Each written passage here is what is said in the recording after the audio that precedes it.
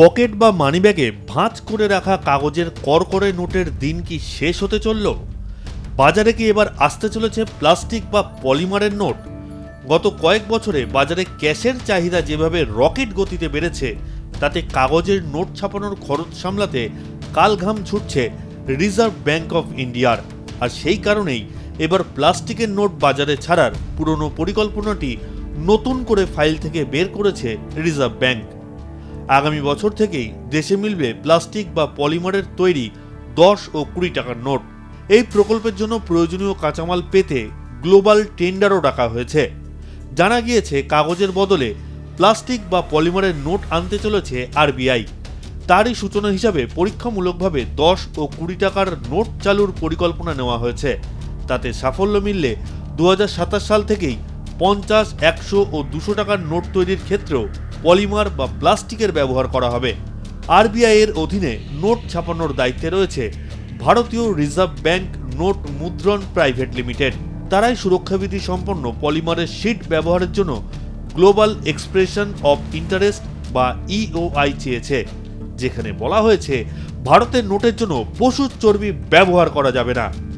তাই পলিমার শিটে যেন অ্যানিম্যাল ফ্যাট না থাকে।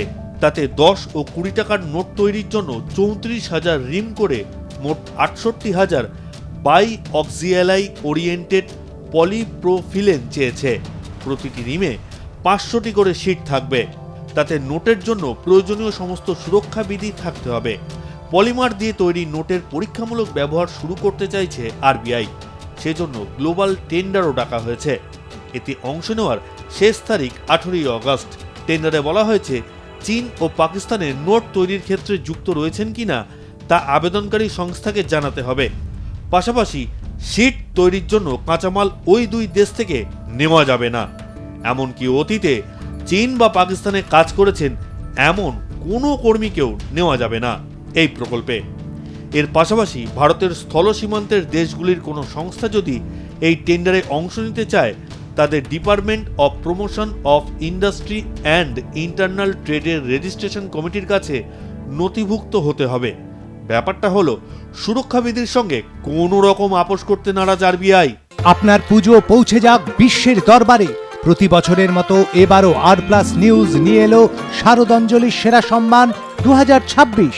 অংশ নিতে সকাল 10টা থেকে সন্ধে 6টার মধ্যে সরাসরি যোগাযোগ করুন আমাদের অফিসে অথবা কল করুন 9836323248 এই নম্বরে। শারদাঞ্জলি শুধুমাত্র আর+ নিউজে। রিজার্ভ ব্যাংকের গভর্নর কি বলেছিলেন? এখনো ভারতে প্লাস্টিকের নোটের বিষয়ে কোনো সরকারিভাবে ঘোষণা করেনি রিজার্ভ ব্যাংক। তবে জুনে রিজার্ভ ব্যাংকের মনিটারি পলিসির সময় এই বিষয়ে ইঙ্গিত দিয়েছিলেন কেন্দ্রীয় ব্যাংকের গভর্নর সঞ্জয় মালহোত্রা। তিনি বলেছিলেন দেশে প্লাস্টিকের নোট আনার বিষয়টি এখনও নিশ্চিত করা যায়নি, তবে এই প্রস্তাবের বিষয়ে সরকার পরীক্ষা নিরীক্ষা করছে। এর সুবিধা অসুবিধা দেখার পরই কোনো নিশ্চিত সিদ্ধান্ত নেওয়া যাবে। পলিমার শিটে থাকতেই হবে এই সুবিধাগুলি। এই পলিমার শিটগুলির মধ্যে বাধ্যতামূলকভাবে সংখ্যা লেখার সুবিধা থাকতে হবে। ক্লিয়ার উইন্ডো পোর্ট্রেটের সুবিধাও দিতে হবে ওই শিটে। আসলে কোনো লেখার ওপর অস্পষ্ট ছাপ বা ছবি ফুটে ওঠার বিষয়টিকে ক্লিয়ার উইন্ডো পোর্ট্রেট হিসেবে ধরা হয়, যা ভারতের বিভিন্ন নোটে দেখা যায়, যেখানে নোটের মধ্যে অনেক লুকিয়ে থাকা ছবি বা অক্ষর থাকে। বিশ্বে প্লাস্টিক নোটের ইতিহাস বলছে প্রথমে অস্ট্রেলিয়াতেই এই নোট শুরু হয়। 1988 সালে এই প্লাস্টিকের নোট আসার পর 50টিরও বেশি দেশে এই পলিমার নোট চলে। সাধারণ কাগজের নোটের থেকে পলিমার নোট এমনিতে বেশি টেকসই। কাগজের নোটের মতো এতে বারবার বেশি প্রিন্ট করাতে হয় না, তাই দীর্ঘমেয়াদী খরচও অনেকটাই কম। ব্যুরো রিপোর্ট আর+ নিউজ। কিরে, তোর বেশ র্যাশ হয়েছে দেখছি। হ্যাঁ রে, কি করবো বলতো, র্যাশগুলো কিছুতেই কমছে না। অনেক কিছু ইউজ করলাম তবুও কমছে না। আমার মনে হয় তোকে কোনো একজন ভালো ডার্মাটোলজিস্টের কাছে দেখানো উচিত। তুই ঠিক বলেছিস, কিন্তু কোনো ভালো ডার্মাটোলজিস্ট থাকলে একটু সাজেস্ট কর না প্লিজ। এই তোর তো একবার র্যাশ হয়েছিল না? তুই কোথায় দেখিয়েছিলিস? তুই একবার গৌরীদেবী হসপিটালসে দেখাতে পারিস। ওখানে ভালো এক্সপিরিয়েন্স ডার্মাটোলজিস্ট আছে। আমারও সেম প্রবলেম হয়েছিল। এখন ওখানে ট্রিটমেন্ট নিয়ে আমি এখন ঠিক আছি।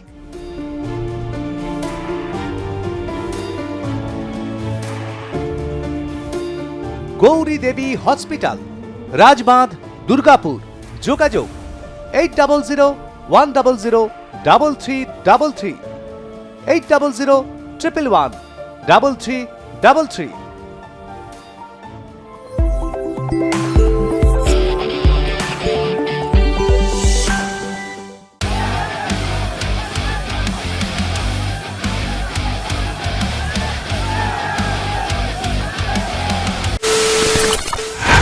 খবরের নামে প্রতিদিন সন্ধে আপনার ড্রয়িং রুমে কি শুধুই চিৎকার চেঁচামেচি হে আসে? বিতর্কের নামে চলে গালাগালি আর কাদা ছোড়াছুড়ি। এবার সময় পরিবর্তনের, কারণ আমরা কান ফাটানো চিৎকারে বিশ্বাস করি না। আমরা বিশ্বাস করি খবরের সত্যতায়। আমরা কোনো পক্ষের হয়ে গলা ফাটাই না, আমরা সাধারণ মানুষের হয়ে প্রশ্ন তুলি। চিৎকার নয়, শুধু খবর হবে যেখানে বিতর্ক আছে কিন্তু কুৎসিত ঝগড়া নেই। সঠিক তথ্য, বিশ্বস্ত খবর। নজর রাখুন আর প্লাস নিউজে।